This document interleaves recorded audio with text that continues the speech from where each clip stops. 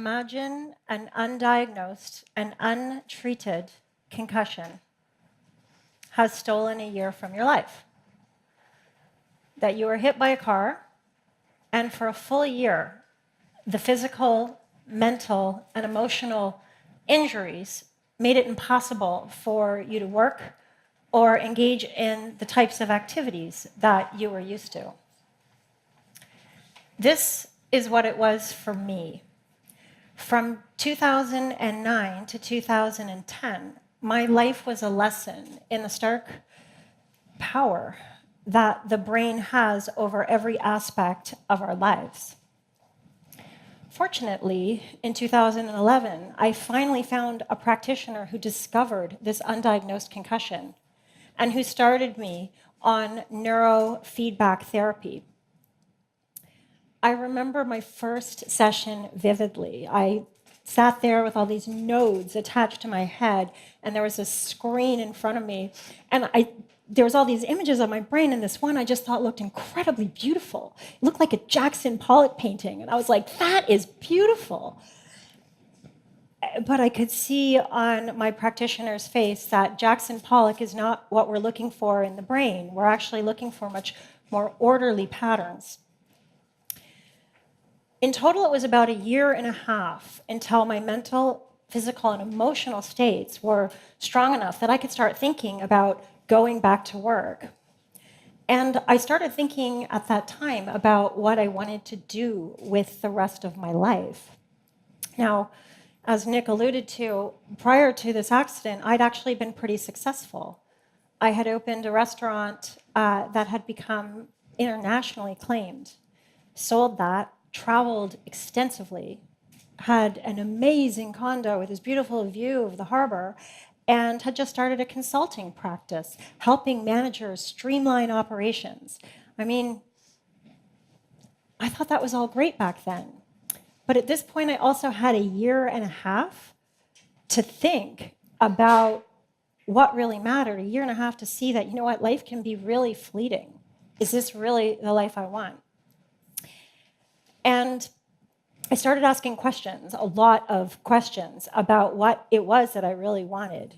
And I think that's what we do as humans. We ask questions, and as we do, new answers arise and new possibilities come before us. And for me, the new possibility was about change, was about getting behind change. I had a lot of time, and I was just seeing so many things that were wrong with the world, and I thought, oh my God, if we're gonna start fixing this, we need to empower leaders. We need to empower people who can mobilize change, who can challenge and change the status quo.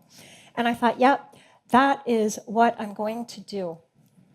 And that's what these tech, a lot of entrepreneurs are doing. They're seeing problems, they're asking questions, and they're coming up with incredible new answers to what's going on. And on my new journey, I ended up discovering a very provocative question. A question so provocative that it actually has the power to change a lot. And what I'd like you to think about today is how we can start asking questions that change our world as it is right now, as well as what's possible for humanity in the future. Now, my story of discovering this question actually started in my Master's of Leadership. I decided, I want to empower these leaders to be really great at change, so I take a Master's in Leadership. But as I was there for a little while, I was starting to get a little stressed about what I was learning, because what they were teaching me about leadership is that, you had to have these amazing competencies, and you had these incredible characteristics, and you had to do these behaviors. And the longer I was in this program, the bigger the stack became. And I thought, this is horrible. And so as I've been digging through the research and my own experiences in life, I came across the fact that there is a very simple thing that we can do to empower leaders, and something that everybody can do. And that is vision. Generations of research, which is rare, in academia, all agree that those companies that create visions that meet certain criteria outperform their markets by double, up to a factor of 12 times. I mean, this is astronomical increases for just developing vision. But I've also discovered on my journey that few people have a really sharp, clear understanding of what a vision is. So I'll tell you. A vision that gets you these kind of benefits has two major characteristics. One is that it starts with a giant goal, a giant, ginormous, meaningful goal, something that you can't imagine not wanting to achieve, something 10 to 30 years in the future. And the other part of a vision is that it has a purpose. It's underscored by something so deep, so meaningful, kind of intangible, but something so important that it will never not be important to you. And these are the two attributes of vision. But what I see in the world is something a little different. You know, as I see people going to create visions, I'm sure some of you have heard this question. We start getting asked questions, and the question is, well, how could we make this 10 times bigger? And unfortunately, that's a great question in some circumstances, but it's not a question that will get you to a vision that will help you outperform the market by 2 to 12 times. And here's why. I'm going to demonstrate through an example. I was running a goal workshop with a group of people, and a goal is, just a smaller vision, very similar. And I said to someone, can someone help me demonstrate? And here's where you're going to learn this question, this powerful, provocative question. And I said, can someone, tell me a goal, something really important to them? The person said, yeah, sure. And she said, something really important to me is to pay off my mortgage. And I thought, awesome, bingo. That's not a good goal at all. You're going to make a fine example. And so, and I knew it wasn't a goal because it didn't have the right passion. It just doesn't something you're not going to get passionate about. And so I asked her the power question, and I said, so, why do you want that? And she said, well, because I don't know, I don't want to, I want to retire. And I'm like, okay, great. And why do you want to retire? It's like, well, because I don't like working. I was like, okay. And so, well, what's that going to bring you when you retire and you get to stop working? And she said, well, I'm going to enjoy my life. And she's starting to get irritated now. She's like, stop asking me these questions. And then I finally said, and why do you want to enjoy your life? And this one took her some time.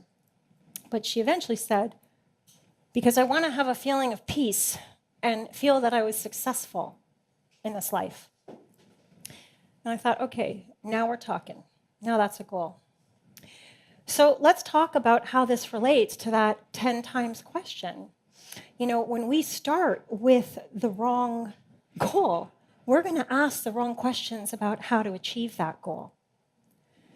Albert Einstein famously said, if I had an hour to solve a problem, I'd spend 55 minutes figuring out the problem and 5 minutes working on the answers, on the solution.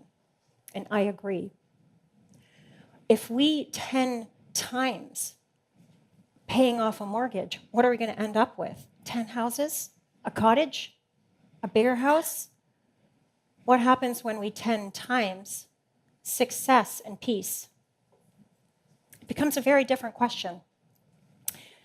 But that is actually only the beginning of what becomes possible when we ask this powerful, provocative question, because there's more. My interest in the brain that had been piqued during my car accident kind of got me thinking, and all the talk about neuroscience kind of got me thinking, what's going on in the brain that makes this one thing give you this kind of benefit in the world, in the market, these kind of successes? And I thought, I'm going to study the neuroscience underpinnings of what's going on, of why this is so powerful. And I was very fortunate to be introduced to a world-regarded neuroscientist. He speaks at all the top universities. He's here at the University of Toronto, Professor William Cunningham. And he taught me something I'm going to share with you today. And to do that, I'd like to ask you to participate in an activity. I'd like to ask you to all close your eyes. And with your eyes closed, what I'd like you to do is I'd like you to think about the color blue. And I'd like you to do an inventory right now in this room of all of the blue. So whether someone's wearing blue, blue jeans, blue shirts, blue something in the environment. And when you feel you've done this, open your eyes and see if you got all the blue. Yeah, that's we usually miss blue. If you got all the blue, right, in the signs and right here, if you got it all, you're a unicorn. So don't worry about it. If you didn't, because you probably didn't. And here's what's happening. What will explain to me is that we often think about the mind kind of as this conceptual tool, but our brain is actually an organ, just like our heart and our liver and our kidney, like it's an organ, and it has some functions as an organ in our body. And one of them is actually to filter out the world. What's going on is actually there's too much information, TMI, and there's actually trillions of photons in any given space, and our bodies are just not physiologically equipped, capable of consuming them all. And so what happens is there's a region in your subconscious brain that's responsible for filtering out all this stuff and kind of showing you what it thinks you need to see. And so I hear you maybe thinking, Jill, how does it decide what you should see, right? Well, your brain probably decided today that seeing blue wasn't all that important, so you probably didn't see all the blue. But the brain does have some decision metrics as around how it shows you what to see, and it's two main things. One is your brain wants to keep you safe. It's hardwired to protect you. And so what it's going to do in any situation is identify to you any emotional or physical threats. Boom. You're always going to see those. It's going to filter them. It's going to let you see them. The other thing it's going to do is it's going to filter out anything that is good for you, anything that it recognizes as goal-relevant stimuli. And here's the kicker. Subconscious goal stimuli, not conscious goal stimuli. And those goals can be different. And I'm going to bring us back to that question once again. And why do you want that? When we ask that question, as we answer it, we are actually stimulating the language of the subconscious. Our goals are different. We can't just tell our subconscious, oh, subconscious, like I'd like to pay off my mortgage. The subconscious is not going to hear that goal. The subconscious does not have language, this region. What it listens to and pays attention to are images and emotions. We hear, a picture is worth 1,000 words. That is really true. And so when we ask a question that, such as with the mortgage, hey, why do you want that? You actually have to picture paying off your mortgage. And then you notice how you feel and what you're doing. And those emotions and those pictures are actually what's informing your subconscious with your goals so that it can start to filter out the world you see today. So when I said I was going to talk to you about a question that would help you change the world as you see it, that question literally will help you change the world. Because as you drive down to the bigger meaning of what you're really working on, not only are you going to be asking the right questions and getting better answers, but you're going to have your subconscious on the job. I like to call it like a dutiful assistant, showing you all the stuff you need, not the stuff you don't need. It's going to be ready to do that for you. And when I think back to my 1.5 years when I had that car accident, I'm grateful for it now. It led me to a life that is genuinely fulfilling. And I want to caution us against this 10 times bigger question out of context, because when it's out of context, had I made my management company 10 times bigger, operations, it probably would have done well. But I know that it would not have been fulfilling like what I do today is. And so what I'm going to ask of you is that you each think of something that you want. Take 20 minutes for yourself this week. Think of something that you want that's important. Ask that provocative question and see what happens for you. And I think when we start asking and answering this question, not only do we change the world as we see it today, but I believe we can start having more than more. I believe we can do more than just get bigger. I believe that fulfillment is possible for humanity. Thank you.